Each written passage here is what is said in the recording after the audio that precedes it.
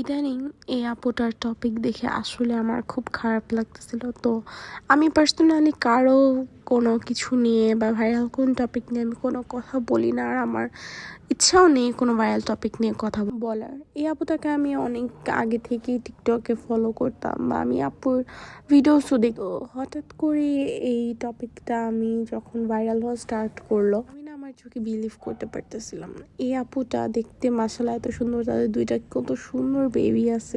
আসলে মানুষ বল না, বাহির থেকে দেখলে একটা জিনিস খুব সুন্দর, বাট এটা ভিতরে যে কত কিছু, এটা আসলে সেই পার্সনটা বলতে পারে। মানুষ বলে নারীরা শুধু বলে টাকায় আটকায়, তাহলে পুরুষ মানুষ কিসে আটকায়? আমার হচ্ছে এটা কোশ্চেন, যে একটা নারী না হয় টাকা আটকায়, বাট এই আপুটা এত সুন্দর মাশাআল্লাহ। এবং আই থিঙ্ক ওদের লাভ ম্যারেজ। মেয়েরা আসলে যতই গুণবতী হোক, রূপবতী হোক, যার তোমার প্রতি লয়ালিটি থাকবে না তার এমনিতে থাকবে না। একটা কথা কি জানো তোমরা, যাদের রুচি আসলে রাস্তার পচা ভাত খাওয়ার মাইন্ড থাকে, তাদের বাসায় যতই বিরিয়ানি থাকুক, যতই কাছে থাকুক, তাদের সে রাস্তার পচা ভাতই বা পচাবাসী জিনিসই তাদের বেশি অ্যাট্রাক্ট করবে এবং তাদের চোখে লাগবে। নারী বলো পুরুষ বলো, আসলে মেন হচ্ছে কি জানো, কারো প্রতি তোমার যদি ভালোবাসা থাকে, তুমি যতই তোমার একটা টাইমে লোনলিনেসের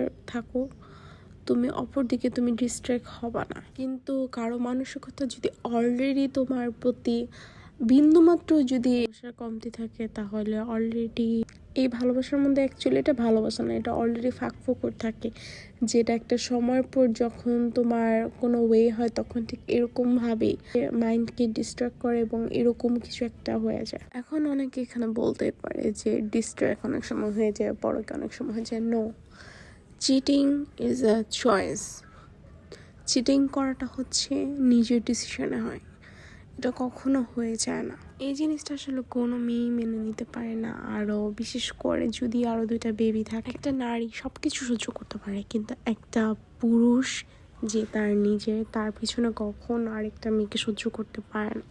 এই আপুটা ঘটনা আসলে একটা জিনিসই প্রমাণিত হয়, যে নারী যতই গুণবতী হোক, যতই দিন শেষে যে সংসার সামলাক, নিজের সন্তানদের সামলাক, কিন্তু একটা পুরুষ যদি না চায়, কখনোই নারীরা সংসার করতে পারে না এবং সে পুরুষকে ধরে রাখতে পারে। তো যাই হোক, এখন আমি মেকআপে ব্যাক আসি। তো আমার মেকআপটা যদি ভালো লাগে থাকে, অবশ্যই কমেন্ট করে বলো।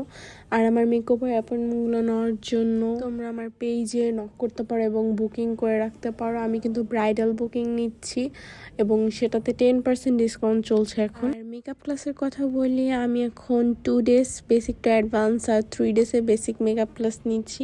তো যার আমার কাছে মেকআপ ক্লাসও করতে চাও, তো তোমরা স্লটগুলা জেনে তোমরা বুকিং করে রাখতে পারো। আর আমি প্রাইভেট ক্লাসও নিই।